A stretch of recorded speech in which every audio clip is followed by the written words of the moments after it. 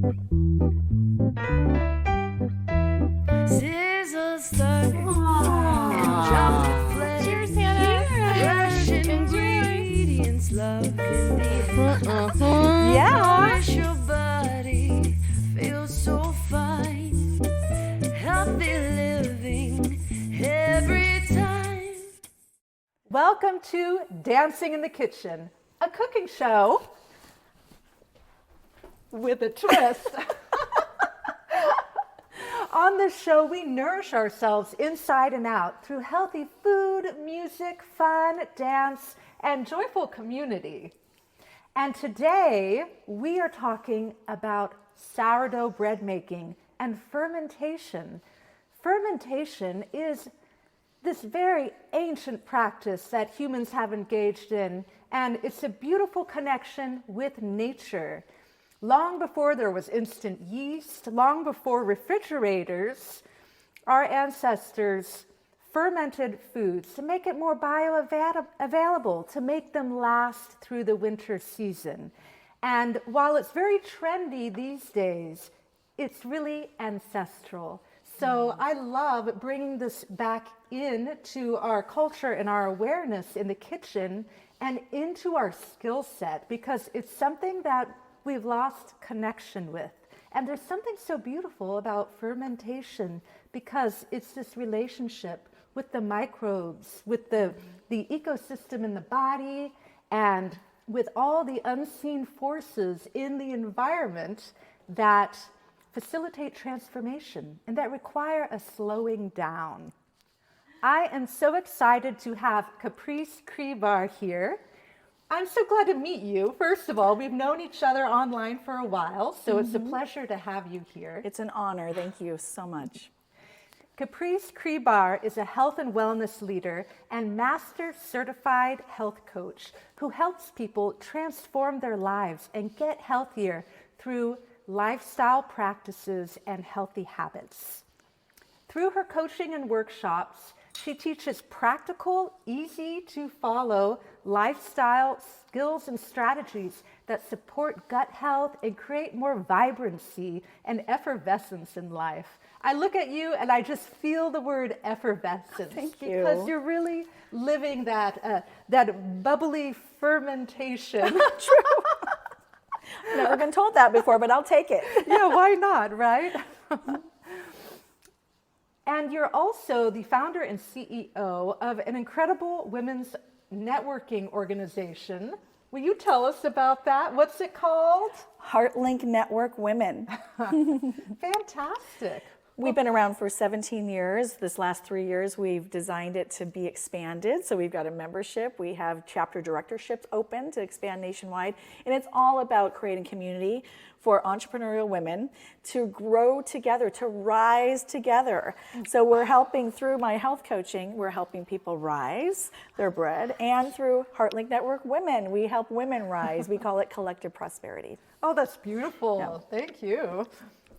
So what are we going to do today? This is one of your specialties, is sourdough bread making. Yes. And I love all the metaphors that come with it. And thank you for the wonderful description of fermentation on the front end. So as part of my other business, which is called the Joy of WELLth, WELLTH. Yes. So with the Joy of WELLth, I love to inspire healthy living and teach those skills, like you said, that really help people create food in their kitchen. Any type of healthy behavior that they can add into their lifestyle is going to create a healthier human being. So in the Joy of WELLth, I like to do workshops. I've been doing workshops for many years just to gather people in community to do something fun that supports their health. And so I've done things in the past like label reading workshops and salad in a jar workshops. And then a couple years ago, sourdough, like you said, ancestral, yes. It started to pick up some popularity in the general public. And so I started doing those to help people who are concerned about gut health. A lot of us, I don't know about you, but I know it affected me. I started to get real sensitive to bread. With a lot of bloating as a result of eating it. So I wanted to learn more about why that was and find a way to still be able to eat bread without that gut distress that I was experiencing. And once I learned how to do it, I was like, this is a great class to teach. And we have had 200 plus people come through our workshops in the last little over a year to learn how to make sourdough and incorporate that into their healthy lifestyle. Oh, that's fantastic.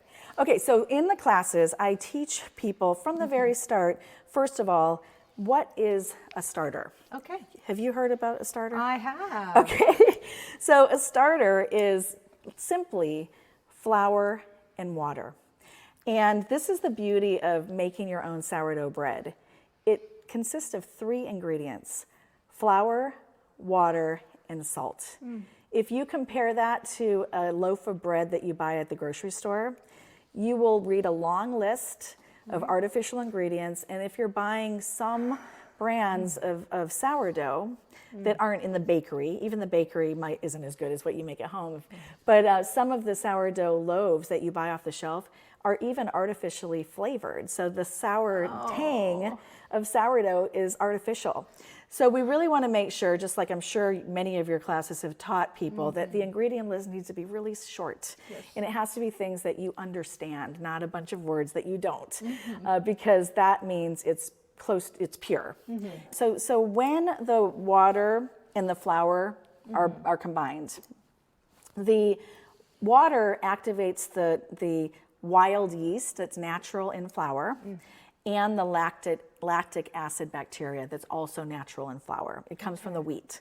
So when that happens, it's like an ecosystem on its own. And when that happens, the wild yeast starts eating the sugars in the flour. So that's how it ends up rising. So what we're gonna do is first we're gonna do 12. Can you pour in 12 ounces of water into this? We can see it right here. Oh. We're going to do 350 grams actually. 350 grams. You're almost there. Almost there. Go.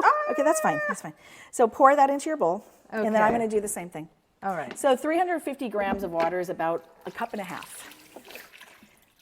So now I'm going to pour that in. Now what we're going to do is we want to put in about 100 grams of starter. It takes about 4 to 6 hours when you feed your starter, a 1-to-1-to-1 ratio in feeding. And so this morning I fed this 1 part starter, 1 part water, and 1 part flour. Mixed it up. It should be like a really thick pancake batter. So you'll know as you start doing this more and more, you'll get to know the texture where you know it's exactly right. So in 4 to 6 hours with that feeding ratio, it doubles. It doubles. Okay, so this is a really good starter. Is that what the rubber band indicates? Yes, that that's what I use the rubber band for. To put it when I feed it. Yes, then you can see it. You can see how it rose. Wow. All right. So you can see all the bubbles in here. So that's showing really good activity. Fantastic. Okay, and it's also peaked. I timed it so it would be peaked. Peak is a nice, smooth, rounded top. Okay, so what we're going to do here, we're not going to measure perfectly. It doesn't really matter. If you put a little bit more starter, it just means it's going to ferment faster. A little bit less, it'll be a little slower. So we're just going to estimate. This is about probably about 100 grams right here. So just pour most of it out. Leave about half or a third. No, maybe like a quarter. Leave a quarter. Leave a quarter. So we're going to pour it in. Okay. Okay, that's right. Perfect. Let's have about that much. When I scrape it down, it'll be. I see. Perfect. Ooh. Okay. Perfect. Like that? Yeah. Great job. Also, if you were to eat this raw, I know it smells great, right? Wonderful. If you were to eat it raw, we're going to stir this up and we're going to dissolve it, and you can see all these bubbles in there. That's a good sign too. Yes. Okay. So Go ahead. If we ate this raw, Yes. it would be a probiotic because they're active live cultures, right? Okay. But when you bake the bread, they don't stay alive, right? Though it's a prebiotic because it has fibers, grains, it has the components that the probiotic bacteria in our gut love. Yes. Okay, so now we have this beautiful frothy water and starter. Now what we're going to do is I pre-measured 4 cups of flour, which is 500 grams. In the recipe, it's in grams. So the equivalent is about 4 cups. So we're just going to pour it in. And this whisk here, it's called a Danish whisk. It's a must-have. I don't know why in America we weren't as smart to have this wonderful whisk. Our whisks get everything stuck inside. Right. So these are perfect. Well, thank you so for they that just they tip. mix really, really well. Those Danes, they got things figured out. Yeah. And it just glides through the dough and really helps. By the way, I love this bowl. Wow, I know, isn't it beautiful? What kind of bowl is That's this? a Salad Master bowl. Oh my gosh, it's awesome. I Oh, love it. yeah. Beautiful. I hope you have one because they're going to stop making them. Oh my gosh, that's not good.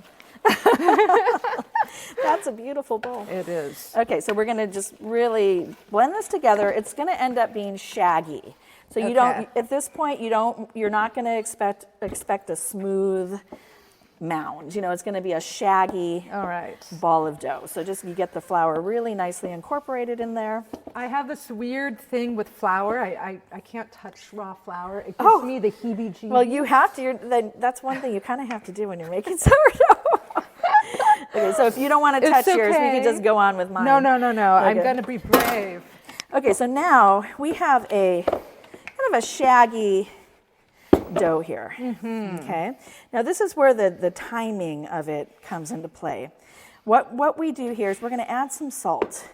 That should be fine. Thank you. Okay, and so then we're going to blend that really well as possible. Okay, once we have the salt combined, we're going to just cover it with a tea towel for an hour. For an hour. Just All let right. it sit for an hour.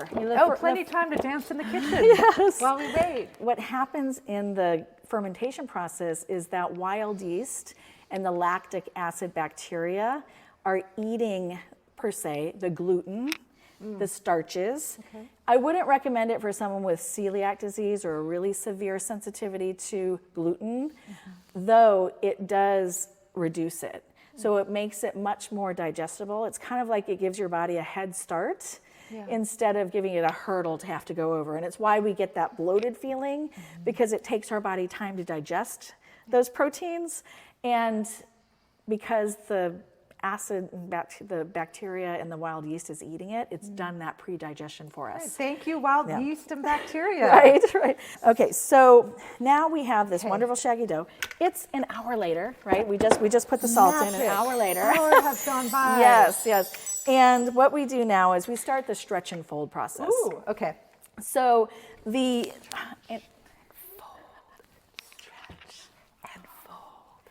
Yes. the stretch and fold process helps to make that smooth, round dough ball that we're all used to seeing, right? So it's actually allowing us to incorporate gases into your dough. It's helping the gluten strand. The gluten, you know how it makes it nice and moist and stretchy, and that's why sometimes if you've tried gluten-free bread, it kind of falls apart because it doesn't have as much. So this is this process. So stretch and folding is you just grab from behind, and you're gonna pull it and kind of shake it. Mine's a little sticky. That's okay, mine is too. Okay.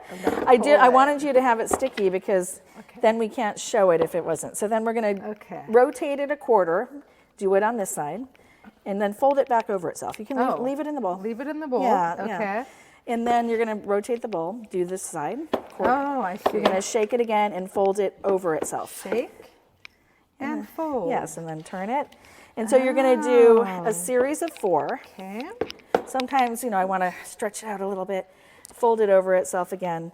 And what happens, it doesn't change so much this first time, but I'm going to set my alarm for 30 minutes, and then I'm going to come back and do another set. All right. So you want to do 4 sets over the course of 2 hours. This is where the time management and sticking around makes a difference, because you can't leave it. In fact, yesterday I went to go get my hair done with my mom, and I had to take my dough to the hairdresser. That's why you look so fabulous.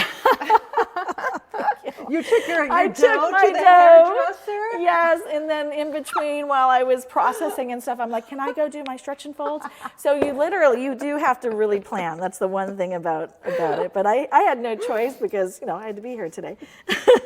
After each set of 4, it's going to get smoother and smoother. So that's what the stretching, it's putting gas bubbles in, it's incorporating, just redistributing the bacteria, it's helping it to increase those gluten strands so it's stretchier, and so this will morph into a beautiful dough ball. I love that. Okay. Yes. So what I also want to show you a few tools. Okay. The tools that I love to use are, I love a great dish towel, because the tea towels are what we do to protect the dough. So in between the stretch and fold, the set of 4, Yes. we're going to cover it. And this Okay. is just to eliminate any environmental things that, we want to keep it protected. Yes.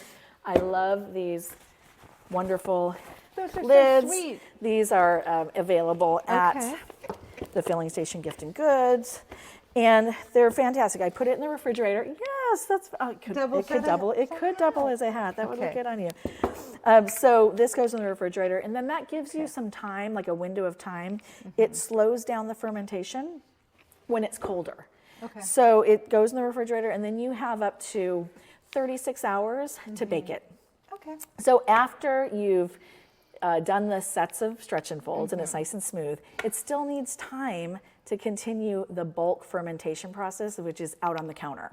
Okay, so you're going to actually form the dough in a tight ball, and you're going to put this on it again, and you're going to let it sit for another hour. Okay. So once it's ready, we dump it onto parchment paper. That's another thing that'll be your best friend. Parchment paper, or this, and you're going to score it. So you want to do it right out of the refrigerator. Even if you are going to bake it on the same day that you went through this fermentation process, you still want to stick it in the refrigerator for like half an hour so it firms up and you can score it. So the scoring, this is another tool that I feel is very essential. It's got a razor blade, and it allows you to score. So for instance, you can see this has an ear. It's not a really big ear, but some of them have real big ones, but it's too hard. I like it, I like it better softer. But you're gonna go about 1/2 inch in the raw dough. Okay. And then it creates a natural space for steam to escape. So you don't have just I your bread see. exploding in the That's why middle, you do right? that. All right. Yeah, and some people like to get real creative with their designs. I just Gotcha. like a good loaf of bread. So Yeah, yeah. yeah. So we're gonna stick this here. This could be either parchment paper or this. And parchment paper also withstands the heat. Okay, so you want to set your oven to 475 degrees. And you want to put your Dutch oven or your salad master. Like 6 quart. This is a 6 quart. It's a 6 pan. quart, what Yeah. do they call it? A pan, Yeah, just a pan? roaster. A Yeah. roaster. Yeah. Okay, so you could use this. You're going to heat it up while the oven's preheating, so with nothing in it, because that's creating steam Gotcha. inside. You put it on- so rinse yeah. it with water inside first, and then put the lid on All right. while it's preheating, so Okay. it's nice and steamy in there. Oh, yeah, nice. Then Okay. you add this. I see. You put the lid on. Now, if you want to make sure we took the handle off of this because we weren't sure if it could withstand 475 degrees. So you want to make sure 475. whatever you're going to be using, you can actually, you don't want to melt your handle, right? Okay. So then we put this in for 20 minutes. I'm going to put it in. So then after 20 minutes, don't forget to lower your temperature to 430. Otherwise, you're going to burn your bread. So then you take the lid off, and it's 25 minutes after that. So I just did that. Shall we see if the bread is done? I think it's done. Let's do it. Wow, it's like magic. I know. Oh my goodness, look, it's perfect. beautiful. Wow. We were just able to do this just now. It's gorgeous. amazing. Look at that lovely loaf. Okay, you're going to be tempted to cut into this immediately. Wait 1 hour. I can tell you it's worth it. Otherwise, you're going to squish, all that good, Okay. the holes that we like in sourdough bread. Yes. You want to give it an hour to firm up. Yeah, well, wonderful. Thank you so much, Caprice, for introducing us to how to do this. You're welcome. It's such a And- pleasure to be here. Yeah, and if you want to learn more, reach out, and you offer workshops in Benicia and beyond. I love to help people with the bread baking because this is something that you can, once you learn this skill, you are feeding yourself and your family really high quality bread that's better for your health for a lifetime. Right. So it's really an incredible skill to learn. It's worth it. Yeah, and once you learn it, I'm sure it's second nature. Then you can eyeball. You don't have to be perfect. Wonderful. It You takes don't have to be time, but it's perfect. easier. It takes time, but it's an easy process once you get it down. Yeah. And with that, let's remember that you don't have to be perfect. Take your time. Going slow allows things to ferment, to transform, And sometimes that's where the magic happens. Thank you. Well, thanks so much for coming on the Thank show. you I'm for so glad having to me. have you on. It was so Thank awesome. you. I loved it. Healthy living made easy. We cook it up and keep it breezy. From your kitchen to your plate, good vibes get away. Healthy living made easy. Taste the joy, it's all so cheesy.